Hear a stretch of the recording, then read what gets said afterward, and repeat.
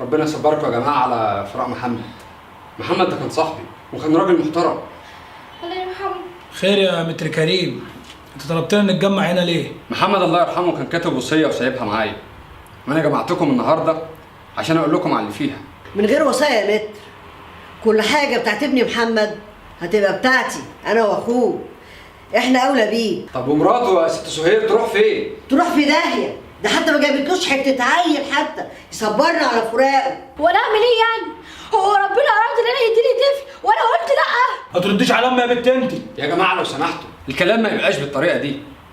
عموما محمد كتب الشقه دي باسم مراته، وكتب في وصيته ان المصنع يتقسم عليكم بما يرضي الله. انا مش موافقه على الوصيه دي. وانا هطعن في الوصيه دي. اكيد الاستاذه ليلى ضحكت على اخويا محمد وهو تعبان وخليته يكتب الشقه باسمها. يلا يا ابني. يلا ياما نمشي من هنا ياما.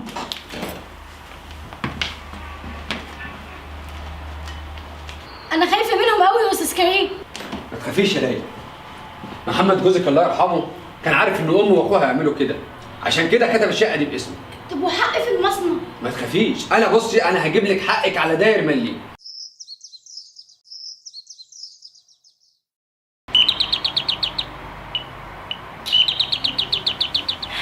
ده مين اللي جاي بدري على الصبح ده؟ شوفي يا ليلى يا بنتي، احنا عشان بنحبك وباقيين عليكي جينالك تاني. انت لازم تتجوزي، مش هينفع تعيش كده من غير راجل. اتجوز؟ اتجوز مين؟ انا طبعا، انا اخو جوزك واولى بيكي. انا مش عايزه اتجوز، وبعدين انا ما بفكرش في الموضوع ده. وبعدين ما انت متجوز يا عماد. وماله ما اتجوز تاني؟ هو حرام ولا ايه؟ بس يكون في علمك هتكتبي الشقه دي باسمي. ما هو برضه ما ينفعش ابني عماد يتجوز في شقه باسم مراته، ده حتى عيب.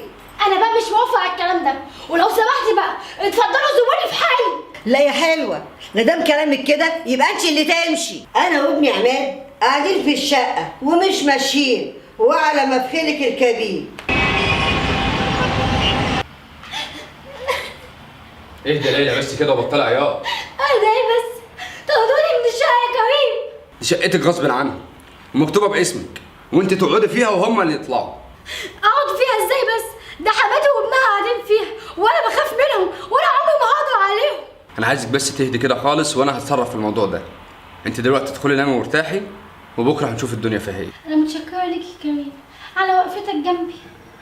يا بنت عيب عليكي، انت غاليه عندي جدا ولازم اساعدك. يا ترى البت دي راحت فين؟ دي ملهاش حد، الموضوع من شجره. هو ما فيش غيره، تلاقيها راحت عند كريم المحامي. طب واحنا نسيبها كده ولا ايه؟ كده الشقه هتروح مننا. لا يا امي انا مش هسكت ومش هعدي الموضوع ده على خير. اتفضلي يا ستي، يلا الهنا والشفا. انا بجد مش عارفه اشكرك ازاي يا كريم. شكر ايه بس يا بنتي؟ وعلى ايه؟ افطري افطري وبطلي الكلام ده، كل ده من ايدي. يلا.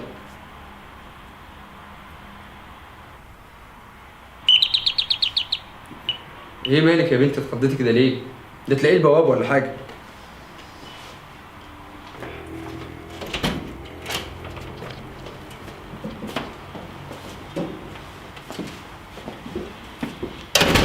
الله الله الله، قاعدين في شقه لوحدكم؟ الله اعلم بقى بينكم ايه. لو سمحت يا ست سهير. تسمح بايه؟ ما كل حاجه واضحه، فطار ودلع. ده انتوا فاضل لكم جوز عصافير واتنين ليمون. انتوا عايزين مني ايه؟ حرام عليكم، سيبوني في حالي. لا وانت صادقه نسيبك دايره على حل شعرك. على فكره انا ممكن اطردكم بره الشقه، ممكن اقل ادب عليكم كمان. على ايه؟ ما احنا ماشيين، احنا جايين بس نعلم على الست هانم. وعلى فكره يا ليلى لو شفتك في الشقه مش هيحصل لك طيب. يلا يا امي. يلا يا ابني نسيبهم مع بعض، باين عليهم عرايس جداد. يلا يا امي.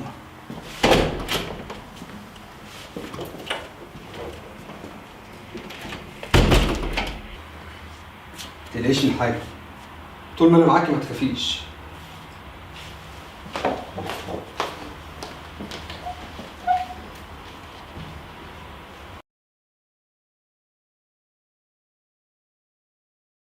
شقة اخوك مش لازم تضيع مننا يا عماد. على جثتي ياما، البت ليلى دي لو ما ظبطتش الكلام لا هفضحها هي واللي قاعده معاه. ليلى بقت حلوه قوي، عجباني من زمان ونفسي فيها، بس اجيبها لها ازاي بس؟ انا هدخل لها الاوضه.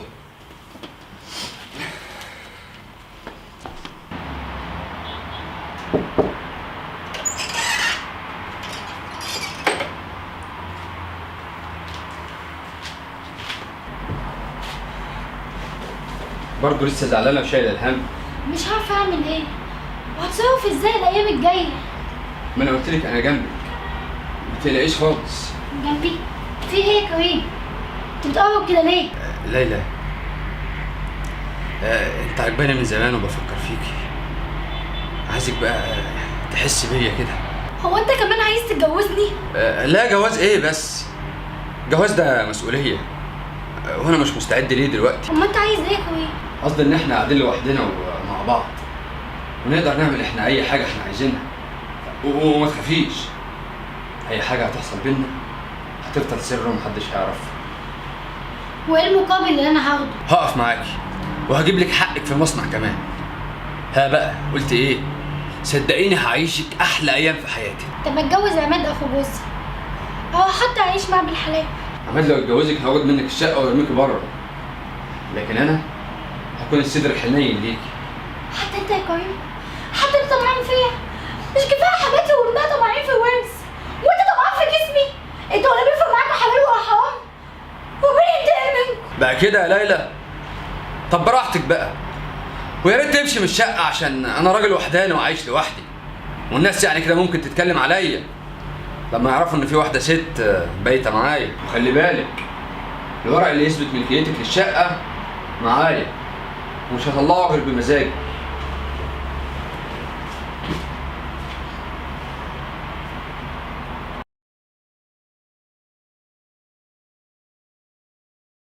انت راجعه لنا تاني ليه؟ ابوس ايديكم، انا مش عايزه اي حاجه منكم ولا من المصنع، سيبولي بس الشقه دي اعيش فيها. قلت لك اتجوزيني يا ليلى وهسيبك تعيشي في الشقه. يعني لو اتجوزتك يا عماد هتسيب لي الشقه؟ هو هيسيبك تعيشي في الشقه، مش هيسيبها لك، لكن قبل الجواز هتتكتب باسمه. وما تخافيش يا ستي، انا هصرف عليك ومش هخليكي محتاجه حاجه. انا عارفه ومتاكده لو سبت لكم الشقه هترموني بره. كده لو ما سمعتيش الكلام هتترمي في الشارع زي الكلاب. ليلى دوريها في دماغك، ولما توافق على الكلام يبقى تعالي كلميني. يلا شوفي انت رايحه فين. ما تشاء الله يا اختي، مع السلامه، غوري من هنا.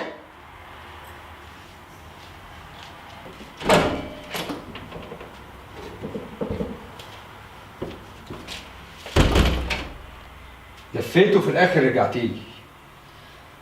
انا مستعد اعمل اي حاجه يا كريم. اهو انت كده عقلتي، وانا هقف معاكي لاخر لحظه، بس ندخل الاوضه كده نقعد مع بعض شويه ونفكر هنعمل ايه قدام.